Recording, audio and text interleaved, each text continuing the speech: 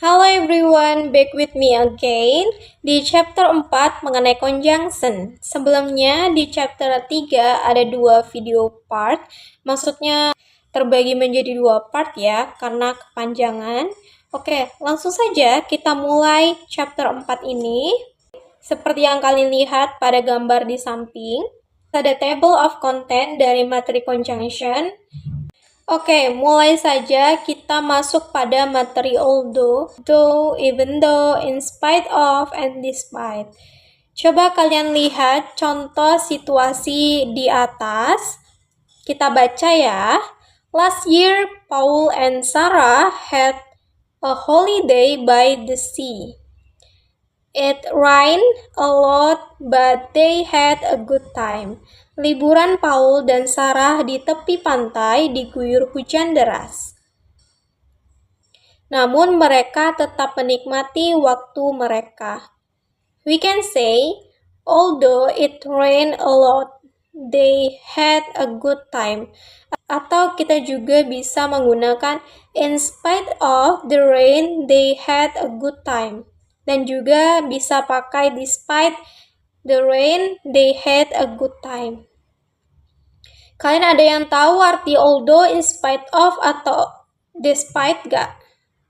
Oke, jadi ketiga kata tadi, although, in spite of, dan despite itu memiliki arti yang sama. Tapi ada perbedaannya, tentu saja. Jadi, dalam contoh tadi, kalau although itu untuk menunjukkan kontras, in spite of dan despite itu untuk menekankan faktor yang menyebabkan kontras. Jadi kalau despite itu lebih formal daripada in spite of, tetapi artinya tetap sama. Jadi dari tiga contoh tadi artinya sama ya, meskipun hujan deras, mereka tetap menikmati waktu mereka. Oke, biar lebih jelas dan paham mengenai although, in spite of, dan despite, kita bahas lebih dalam mengenai although dahulu. Dalam penggunaan although, kita bisa menggunakan subjek dan verba. Contoh tadi yang although it rained a lot, they had a good time. Jadi subjeknya itu it, verbanya itu rain. Kenapa verbanya rain gitu? Karena bentuk verba past tense dari kata kerja to rain, hujan, it-nya itu sebagai subjek. Nah, rain, a lot itu kata itu predikat. Rain a lot terdiri dari verba rain dan kata keterangan a lot gitu. Jadi setelah although kita menggunakan klausa subjek dan predikat. Nah, untuk contoh di atas predikatnya itu berupa verba ya gitu. Oke, lanjut bahas in spite of dan despite. Setelah kata in spite of dan despite, kita bisa menggunakan kata benda atau kata ganti seperti this, that, what, dan etc. Atau juga bisa bentuk ing akhirannya. Contohnya, ini kita pakai contoh yang kata ganti this ya. She wasn't well, but in spite of this, she continued working. Gitu. Jadi pakai this. So, despite sama dengan in spite of, tetapi despite ini digunakan tanpa of. Jadi of di in spite itu udah sepaket gitu. Kita juga bisa menggunakan in spite of the fact like that dan despite the fact like that gitu. Jadi it's same tetap ya. Lanjut kita bahas mengenai perbandingan although dan in spite of or despite ya. Oke, although digunakan dengan klausa. Nah, klausanya itu apa? Yang dibahas tadi ya, klausanya itu adalah subjek dan predikat gitu. Kalau in spite of atau despite itu frasa kata benda. Contohnya, in spite of the traffic, we arrive on time. Jadi frasa kata bendanya itu the traffic ya. Oke.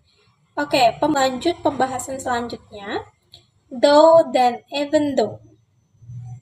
Though bisa digunakan sebagai sinonim dari although. Though sering ditempatkan di akhir kalimat. Kalau even though itu mirip dengan although ya, tetapi menekankan pada kontras yang lebih kuat. Contohnya, the house isn't so nice. I like the garden though. Nah, kata though-nya itu di akhir kalimat ya. Kalau contoh ini, misal nih, even though I was really tired, I couldn't sleep. Nah, even though di contoh ini menekankan kontras ya.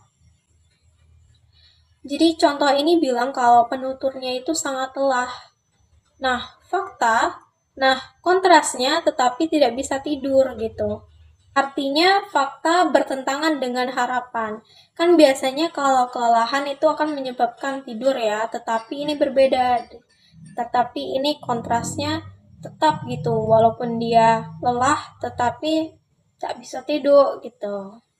Lanjut, untuk mengukur pemahaman kalian, di sini Miss ada beberapa soal, ikuti direction-nya ya. Kalian kerjakan, nanti kita bahas secara bersama-sama. Oke, direction-nya, use the word in brackets to make a sentence with though at the end. Jadi seperti yang kalian lihat, nomor satunya itu kan udah tuh. Jadi kita lanjut nomor 2 sampai nomor 4. Kalian kerjakan dulu ya.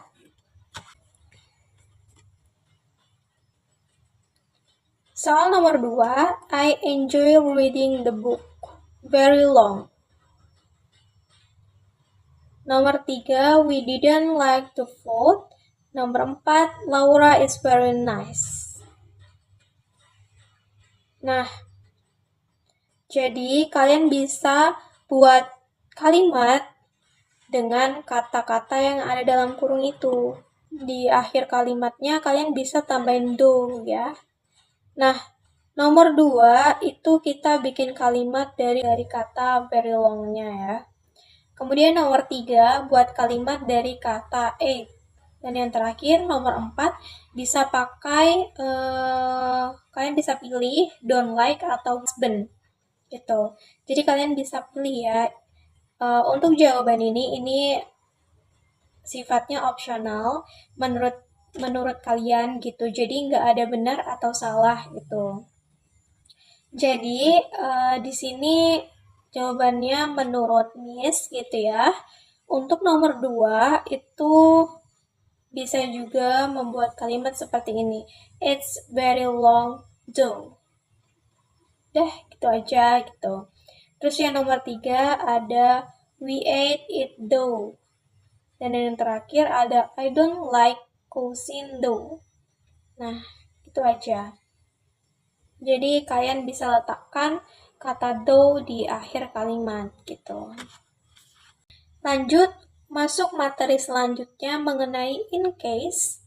Jadi kalian bisa baca dulu contoh situasi di atas ini ya. Kita baca. Your car should have a spare wheel in case you have a puncture. Mobil Anda harus memiliki ban serep jika terjadi kebocoran. Nah, in case something happens, because it is possible it will happen. Artinya, in case ini digunakan untuk menjelaskan alasan seseorang melakukan sesuatu sebelum sesuatu yang mungkin terjadi. Bisa dibilang, in case ini antisipasi ya. Jadi di situasi tadi, seperti contoh situasi di atas, itu ban cadangannya di bawah sebelum kemungkinan ban bocor terjadi begitu.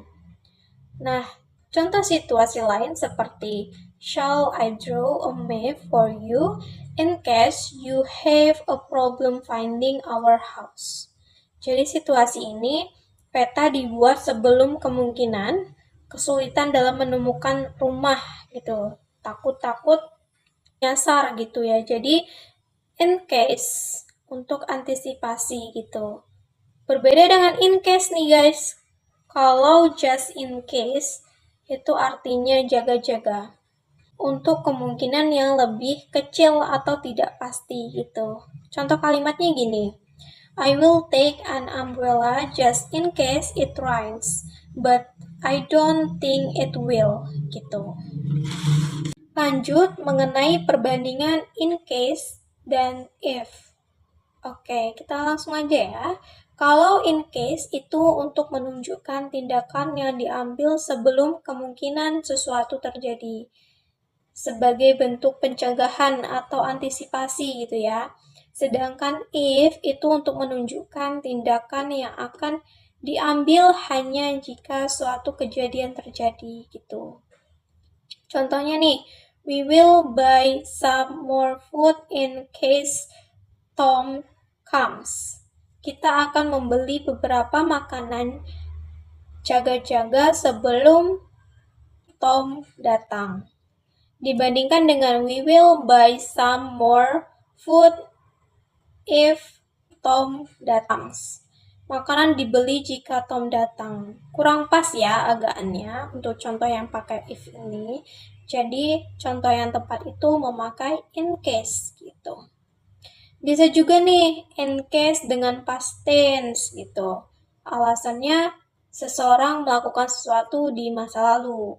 Contohnya, I gave him my phone number in case he needed to contact me. Nomor telepon diberikan karena ada kemungkinan dia membutuhkannya. Past tense-nya itu gave ya. Oke. Ada juga nih kata in case of. Ini menunjukkan untuk sebuah pengumuman, instruksi, dan peringatan ya. In case of artinya jika terjadi gitu. Contohnya, in case of fire, please leave the building as quickly as possible. Artinya, jika terjadi kebakaran, tolong meninggalkan bangunan secepat mungkin. Ingat ya, di kalimat depan ada kata in case of. Instruksi, oke? Paham ya? We move to the exercise. Di sini ada 2 soal. Kalian bisa kerjakan dengan melengkapi kalimat dengan kata-kata in case ya. Nomor 1, I thought that I might forget the name of the book, so I wrote it down. I wrote down the name of the book, blah blah blah. I forget it. Lanjut nomor 2, I sent an email to Lisa, but she didn't reply, so I sent another email because maybe she didn't get the first one. I sent her another email. Untuk nomor 1 itu, maksudnya dia mencatat nama buku in case I forget it, supaya saya tidak lupa. Yang nomor 2, dia mengirimkan lagi email ke Lisa. Biar pesan atau email pertama yang tadi dikirim itu mungkin ada gangguan gitu. Jadi harus ada yang sebagai pancingan gitu biar emailnya bisa masuk gitu. Paham ya? Okay, we move to the material. There are 3 the unlist as long as and provided. Kita bahas unlist dahulu. Nah, unlist artinya kecuali jika atau jika tidak.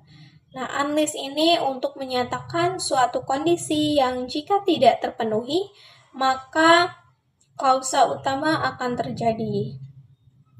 Lihat contoh situasi di atas. The club is for member only. You can't go in unless you are a member. Anda tidak bisa masuk kecuali jika Anda adalah anggota. Nah, maksudnya di sini ada 2 meaning gitu. You can go in except if you are a member. Jika Anda bukan anggota, Anda tidak bisa masuk. Bisa juga, you can go in only if you are a member. Jika Anda anggota, Anda bisa masuk gitu.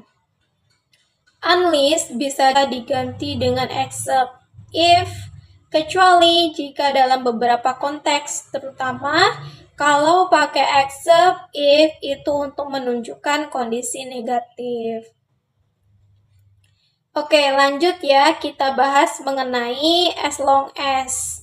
Nah, sebenarnya ada beberapa perbandingan ya, as long as dan so long as. Artinya juga sama. Yaitu asalkan. By the way, as long as and so long as ini lebih umum digunakan ya.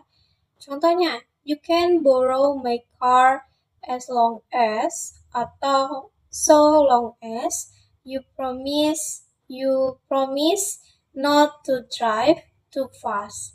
Anda bisa meminjam mobil saya asalkan Anda berjanji tidak akan mengemudi terlalu cepat. Oke, kalau provide atau providing artinya sama, asalkan juga, tapi kalau provide and providing itu lebih ke formal. Seringkali diikuti dengan klausa yang diawali dengan kata that. Contohnya, traveling by car is convenient provided that you have somewhere to park. Note ya, kita tidak pakai will setelah unless, as long as, so long as, provide atau providing jika bicara tentang masa depan. Kita bisa pakai present tense. Lanjut ke materi selanjutnya mengenai kata conjunction as. Penggunaan conjunction as untuk menunjukkan dua kejadian yang terjadi bersamaan. Contohnya, we all wave goodbye to Lisa as she drove. Kita semua melambaikan tangan ke Lisa dan mobil melaju pergi. Ini terjadi pada saat yang sama ya. As itu untuk menghubungkan dua tindakan yang berlangsung bersamaan gitu. Bisa juga menggunakan as ketika satu kejadian terjadi di tengah-tengah kejadian lain yang lebih panjang, yaitu past continuous ya. Contohnya, Kate slept as she was getting off the bus. Kate tergelincir saat ia sedang turun dari bus. Nah, tergelincir terjadi di tengah-tengah kejadian. Turun dari bus, tergelincir terjadi di tengah-tengah kejadian gitu. Turun dari bus, paham ya? Oke, penggunaan as juga bisa dengan when. As itu untuk kejadian bersamaan, kalau when itu untuk kejadian yang satu terjadi setelah kejadian lainnya.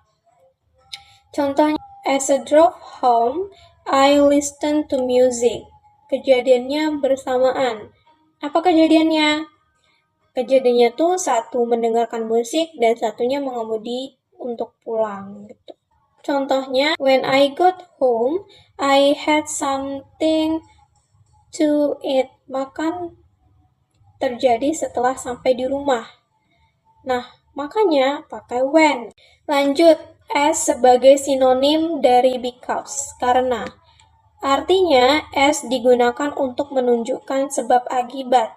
Contoh, as I was hungry, I decided to find somewhere to eat. Karena saya lapar, saya memutuskan untuk mencari tempat makan. Ingat ya, sebab akibat. Makna as di contoh tadi. Lanjut, materi selanjutnya, like dan as. Kita bahas like dahulu. Penggunaan like sebagai preposisi. Nah, sebagai preposisi, kata like diikuti oleh noun, kata benda, pronoun, kata ganti, atau gerund akhiran ing. Artinya, mirip dengan seperti atau bagaikan. Bukan suka ya, artinya konteks yang di posisi. Jadi beda ya. Contohnya, it's like a places. Ini seperti istana. Like diikuti oleh noun. Nah, nounnya ini mana? Nah, nounnya itu adalah place-nya. Selain bisa sebagai preposisi, like juga digunakan sebagai pengganti for example, yang artinya misalnya. Contohnya, I enjoy water sport like surfing. Saya menikmati olahraga air, misalnya selancar. Gitu.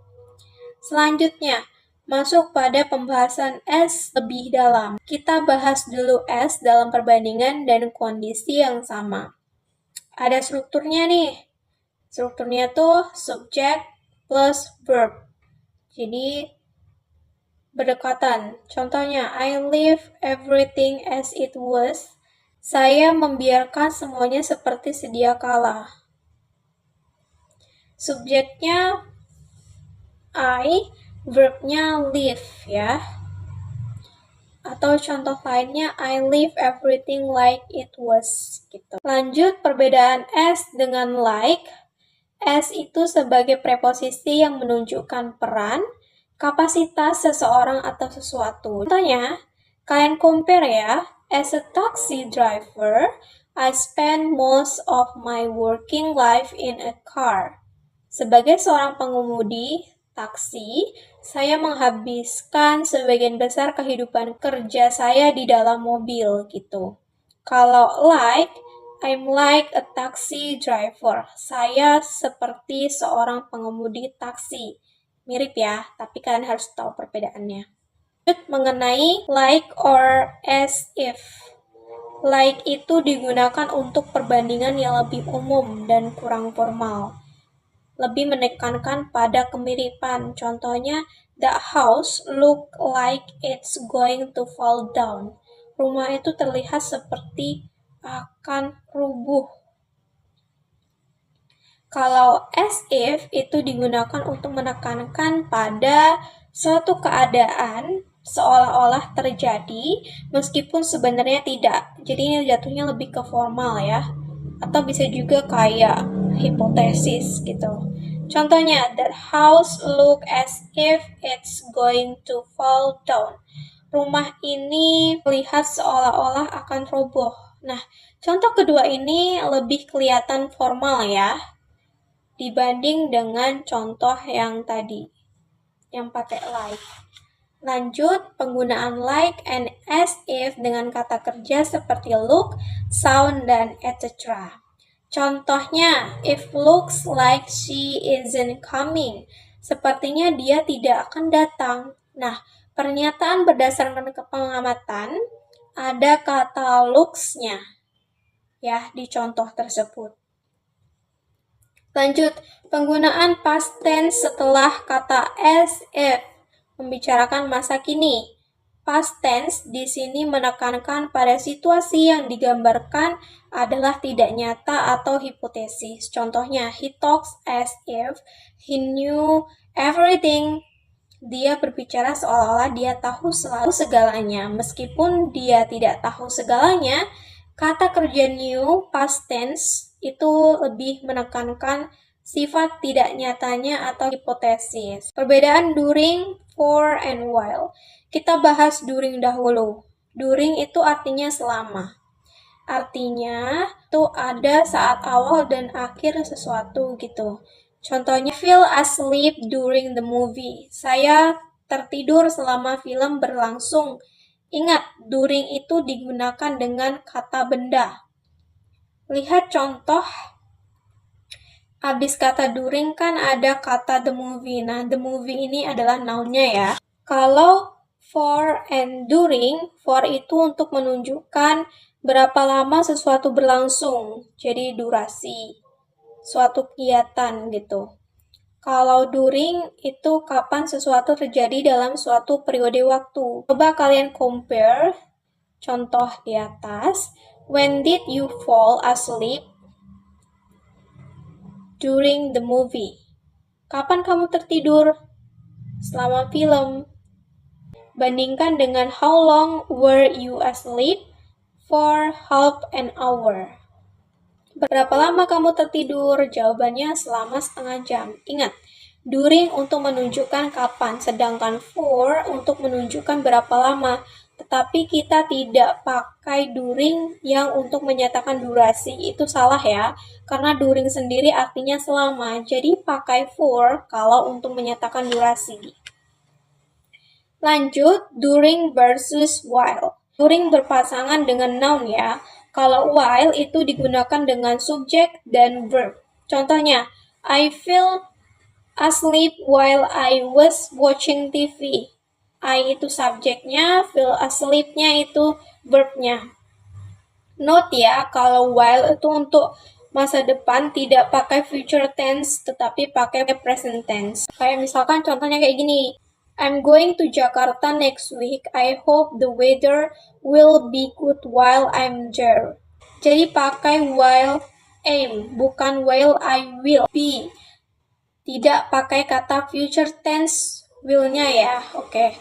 Lanjut pembahasan kata by, until, dan by the time. By artinya tidak lebih lambat dari atau paling lambat pada.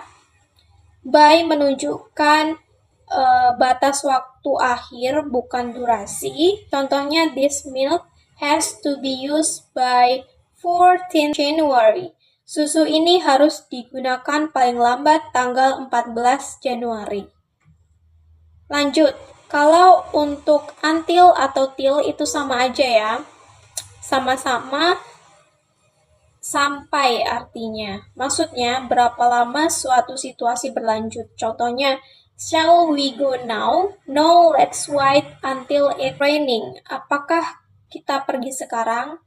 Tidak. Mari kita tunggu sampai hujan berhenti. Kalau by the time itu untuk menunjukkan suatu kejadian yang terjadi sebelum atau pada saat kejadian lain terjadi. Itu maksudnya kayak dua kejadian gitu ya. Bisa sebelum atau pada saat kejadian. Contohnya, Karen finally got to the party at midnight, but by then most of the other guests had left. Karen akhirnya sampai di pesta pada tengah malam. Tetapi pada saat itu sebagian besar tamu lainnya sudah pergi. Jadi ini menunjukkan dua kejadian gitu ya. Oke, ini udah di penghujung slide ya. Nah, Miss ada beberapa soal yang bisa kalian kerjakan. Nanti kita bahas, jadi kalian bisa pause dulu videonya. Ini soal mengenai during dan while ya. Baca direction-nya, put in direct or while. Nomor 1, I meet Mike, bla bla bla, I was shopping. Saya bertemu Mike, bla bla bla, saya sedang belanja. Jawabannya apa? Oke. Soal nomor 2, I learned a lot, bla bla bla, the course, the teachers were very good. Soalnya nomor 3, there was a lot of noise, bla bla bla, the night. What was it? Yang terakhir, we meet a lot of interesting people, bla bla bla, we were on holiday. Oke, langsung saja kita bahas. Untuk soal yang nomor 1, I meet Mike, bla bla bla, I was shopping.